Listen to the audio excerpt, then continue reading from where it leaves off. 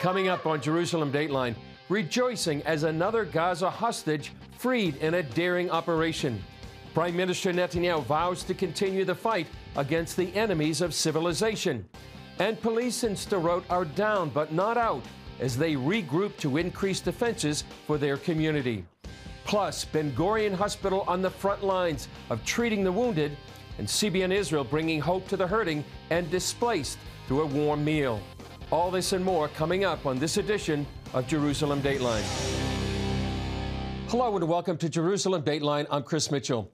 The fifth hostage and the first IDF soldier is free following her rescue inside Gaza. It's one of the few reasons Israelis have had to celebrate since the massacre of October 7th.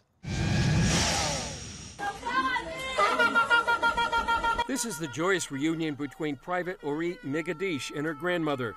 Her neighbors came to celebrate, and many even took to the streets. Private Ori Megadish has reunited with her family. She's now home in Israel, but 238 hostages are not. The IDF chief spokesman reminded the world that many more remain in captivity. The Israel Defense Forces has a moral obligation to do anything and everything to bring every hostage home.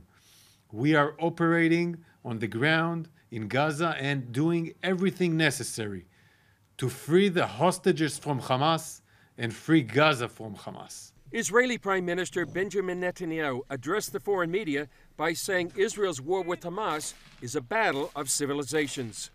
Ladies and gentlemen, the Bible says that there is a time for peace and a time for war. This is a time for a war for our common future.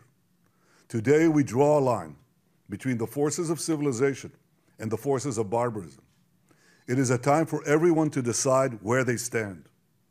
Israel will stand against the forces of barbarism until victory. Netanyahu views October 7th as a global line in the sand. Ladies and gentlemen, this is a turning point for leaders and nations. It is time for all of us to decide if we are willing to fight for a future of hope and promise, or surrender to tyranny and terror. Now rest assured, Israel will fight. And that fight is spreading far beyond Israel and the Gaza Strip. From an anti-Semitic mob hunting Jews at a Russian airport to tens of thousands in this pro-Palestinian march in London. In the U.S., college campuses are the scene of anti-Semitic incidents. At Cooper Union in New York, a group of Jewish students forced to barricade themselves from a pro-Palestinian group. While at Cornell University, officials sent police to guard a Jewish center and kosher dining hall after posts threatening violence against Jewish students appeared on a website not affiliated with the school. I mean, it's worse than I've ever seen it, Chris, in terms of just the temperature of the anger and how it's spilling over into very real-world hate. That's the view from Laura Atkins, opinion editor of the Jewish publication The Forward. She tells CBN News about spending 3 weeks chronicling Israelis who went through the horrors of October 7th. It feels good to be able to give back by helping tell people's stories and sit with people that are in sometimes the worst days of their lives. But I won't pretend that I'm not afraid with all of the anti-Semitism we're seeing, all of the just hate and vitriol and misinformation. It's a really frightening time to be Jewish, which is not something I usually say.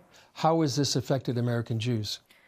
Just astronomically. I mean, before I came here to cover the war, the first day before Israel had even done any retaliation after the October 7th terror attacks, there were massive protests in Times Square calling for intifada, which means kill Jews, calling by resistance by any means necessary. On the battlefield, the IDF chief spokesman confirmed Israeli forces expanded their armored and infantry forces in the Gaza Strip. The goal is to collapse Hamas and bring back the hostages. October 7th served as a game changer in many ways, especially for Israeli police on the front lines that fateful morning. CBN Middle East correspondent Julie Stahl has that story. For Israelis, the day would have been celebrated as the holiday of Simchat Torah, rejoicing over the Word of God, but it quickly turned to tragedy. It is 7 October Everything will never look the same for us as a police, as a community, as a country. In the South, Police Commander Roy Waldman oversees 850 officers. We're the front line of defense for Israel for the first few hours. Waldman says they usually carry pistols for public order and safety. While they often fight against terror, it's nothing compared to that day's level. I saw a pregnant woman, she got cut off in the stomach, and they decapitated the heads. They took some of the heads with them. Hamas terrorists overran the Sderot police station for hours until police decided to bring it down with 25 terrorists inside. And many other battles took place along roads and elsewhere. It's like a video game for them. 17 policemen died in battle and another 150 were wounded. To change the way we think about our neighbors, our enemies, how we should help maybe the international community, which means all the free world, the democratic countries, the countries that are against terror, change how we think also as the police. Despite the shock, Waldman believes Israel will come out the winner. It's strong. The army, the police, we're strong, we will prevail, we will win this fight.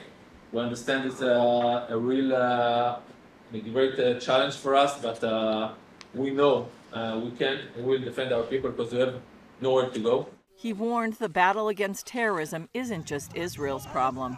The Western world look at us, how we deal with Hamas organization like ISIS, Al-Qaeda, Hezbollah, everything. No one wants to live next to an enemy like that, or it's not like an enemy, it's like a terror organization that can hurt you in a heartbeat.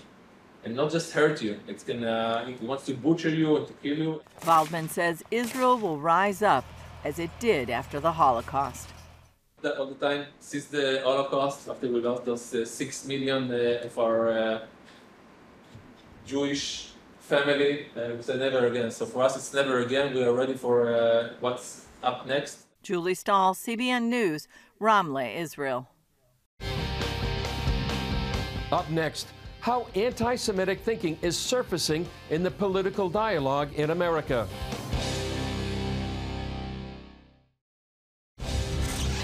Anti-Semitism in America has been well documented on the political left, but quieter fringe elements of this hatred have entered the conservative arena as well, including one specific group.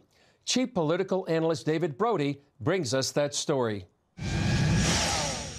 The America First movement has been defined as a pro-Trump, make America great again philosophy.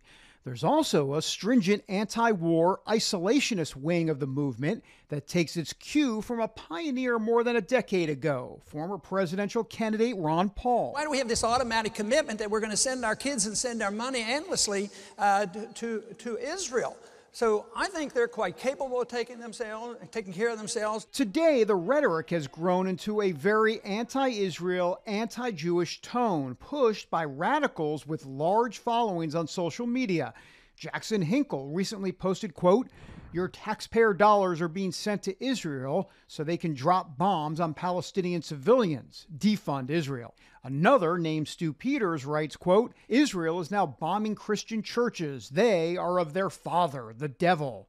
Holocaust denier Nick Fuentes, who visited Mar-a-Lago and clings to the America First agenda, wants to see an Israel last approach. It is a repugnant and evil government that is led by the Jewish state that is about to commit perhaps the worst atrocities in this century. I'm calling on all Christians and Catholics, I'm calling on all America First supporters to pray for the people of Gaza and also to get the word out.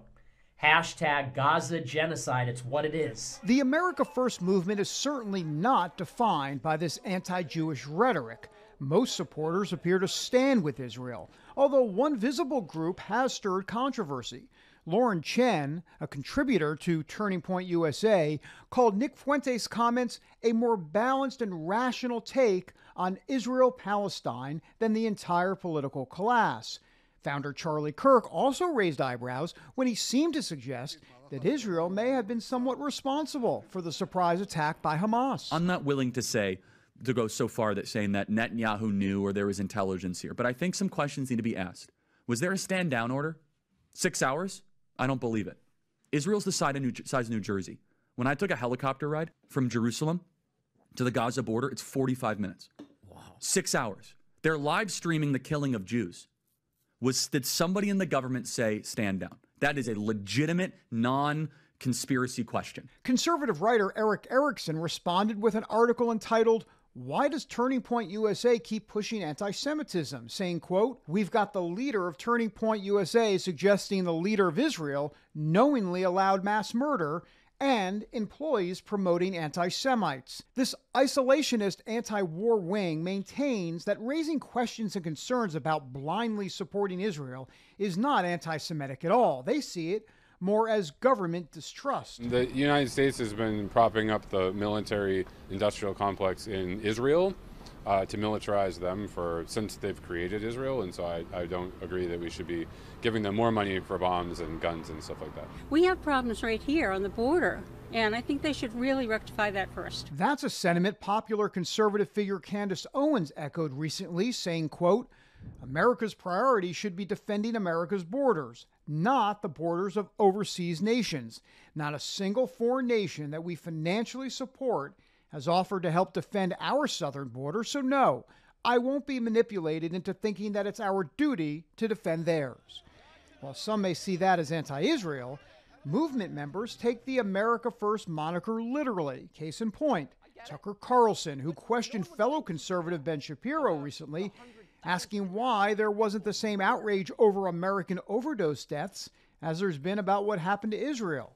Well, that angered the Jewish Shapiro. It is not alike for drug smugglers to smuggle drugs over the border, which someone then takes and shoves into their arm and then they die of an overdose. That is not the same thing. I promise you, it is not the same thing as a terrorist breaking into your home and murdering your children in their beds in front of you and dragging your wife off to be raped in Gaza. That is not the same thing.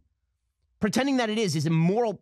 It's a moral blight. It's idiocy. It's just moral stupidity at the highest level. All of this shows that while Democrats battle problems of anti-Semitism on the far left, conservatives within the America First movement are having their own issues about views towards Israel as well. David Brody, CBN News, Washington.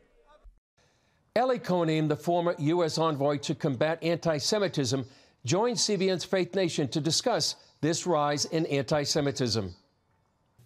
And here with us now is Ellie Cohen, former U.S. envoy to combat anti-Semitism and a CBN News contributor. Ellie, thank you so much for joining us. We just heard in David Brody's piece some of the arguments being made that the U.S. should focus on its own security and limit support to Israel. What do you think when you hear something like that? Matt, thanks for having me on. I think it's a very specious argument. People are missing the boat about what's going on right now. When Hamas attacked Israel and committed these atrocities on October 7th, it was certainly a war on Israel, but it's a war on Western civilization. People need to understand that Hamas is a small terror group. It's not acting alone. It's directed, funded, and trained by the Islamic Republic of Iran, which is part of this new axis of evil. China, Russia, Iran. And this is really a global scale war on Western civilization, on the American-led international order.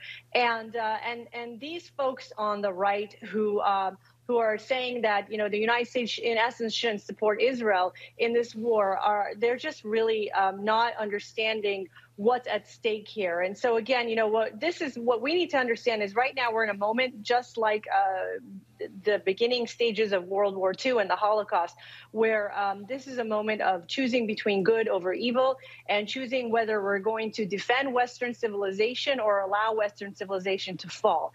Again, Hamas is just putting Israel as on the front lines, and Israel is just the first country on their list, but it's not the last on the list.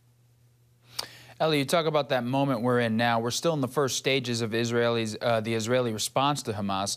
We've seen the death and destruction in Gaza, and that will more than likely continue as a ground invasion gets underway. The target is Hamas, but clearly civilian lives are not being spared here. Are you concerned that as this war goes forward, support will wane for Israel because we're seeing loss of innocent life?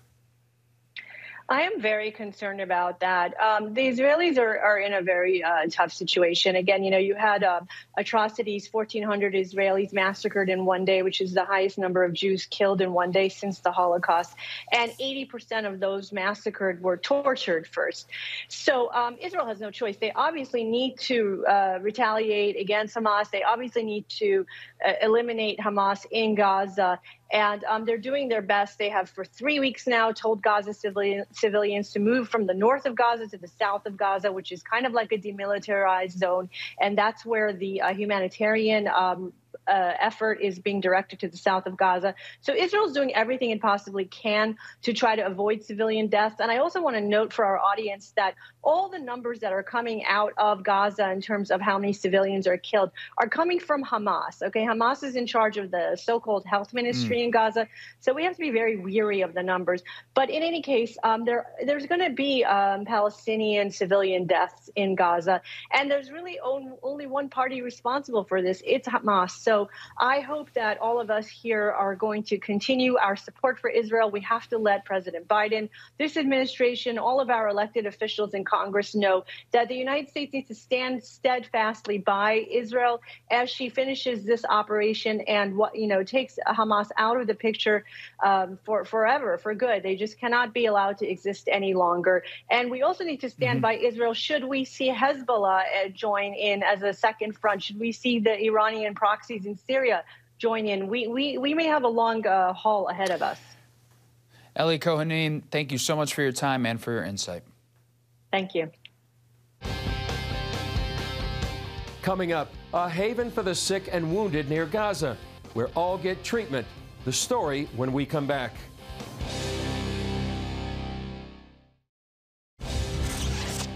Protests supporting Hamas continue around the world, with many happening on college campuses.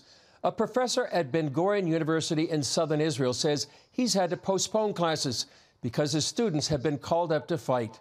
Meanwhile, at the university's medical center, thousands of people are volunteering to care for victims of the war. CBN's Chuck Holton reports. Since war began after the Hamas attack and Israel's military pushing miles into Gaza, pro-Palestinian protests have continued on college campuses and cities across the U.S., Europe, and beyond. CBN spoke with Daniel Shamovitz, professor and president of Ben Gurion University and Hospital in southern Israel. The university postponed classes because most of its students are involved in the fight. It's so intellectually dishonest, so morally dishonest, without any integrity. In what world of any type of liberal academic atmosphere is that type of behavior considered the proper protest? More than 500 volunteers showed up here after the attacks to help treat the wounded, some of whom included captured Hamas fighters. And this isn't the first time they've treated Gazans here. Under normal conditions, there's a daily flow of people needing advanced medical aid out of Gaza into Israel. There's actually an organization dedicated to doing that is founded in the kibbutzes around the Gaza Strip. The irony is many of the hostages who were kidnapped to Gaza were the exact same people who on a daily basis were bringing children with cancer needing eye surgery to hospitals throughout Israel. This is the basement of the administration building here at the hospital, and right now it's being used as an elementary school and kindergarten for 75 kids from the surrounding area who have been forcibly displaced by this war, and they've also been out of school for the last 3 weeks, but now they're back, and the reason that they're doing their school here in the basement is because it's also the bomb shelter. So we have close to 100 elementary school children who some of their friends, a large number of their friends, have been killed, massacred, who they're all post-traumatic. The things that they witnessed, we haven't seen since the Holocaust, since World War II. Through it all, the hospital has continued its life-saving work, providing care for all in need, a ray of light despite the protests and darkness. We're here to make the world a better place, and our hospitals are some of the best in Israel. And if someone needs life-saving surgery, it doesn't matter if they're Muslim, Jew, or Christian, they should get the services that they need. From southern Israel, I'm Chuck Holton for CBN News. Still ahead, nourishment for body and soul for those fleeing danger and facing an uncertain future.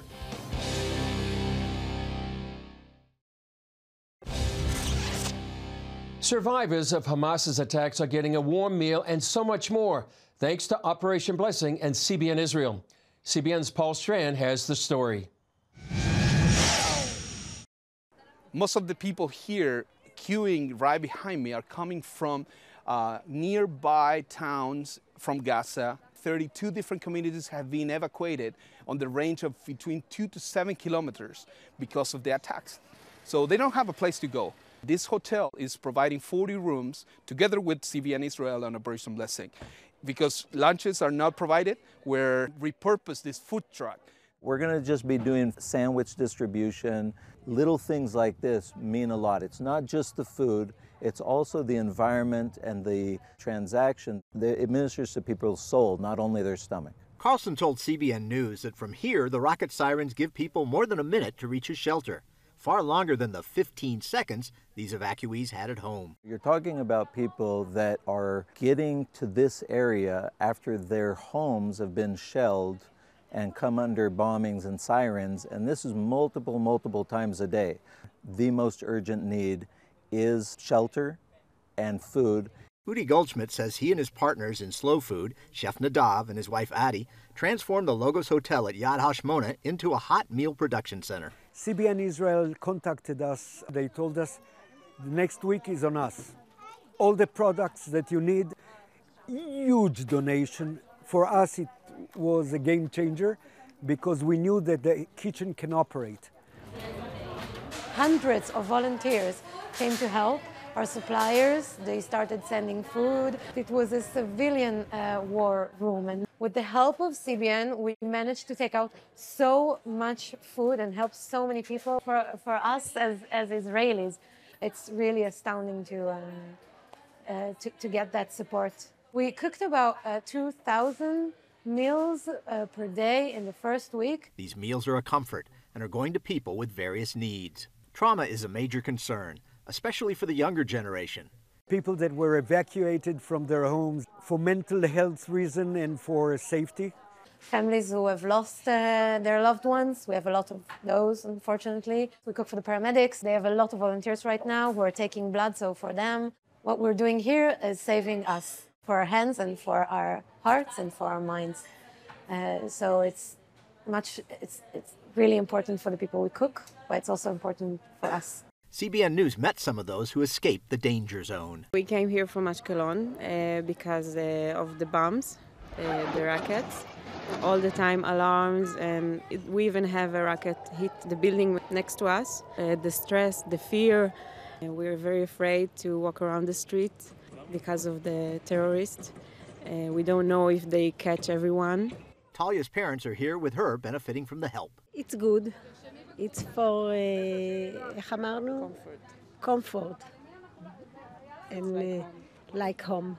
It's amazing here. Everybody's so nice. They take care of us. They heard that I don't have a bed for my baby, so they arranged a bed. We just took what we have, and the food is great. They take care of us for morning and in the evening. On lunch, we have a donation, and we feel blessed to be here.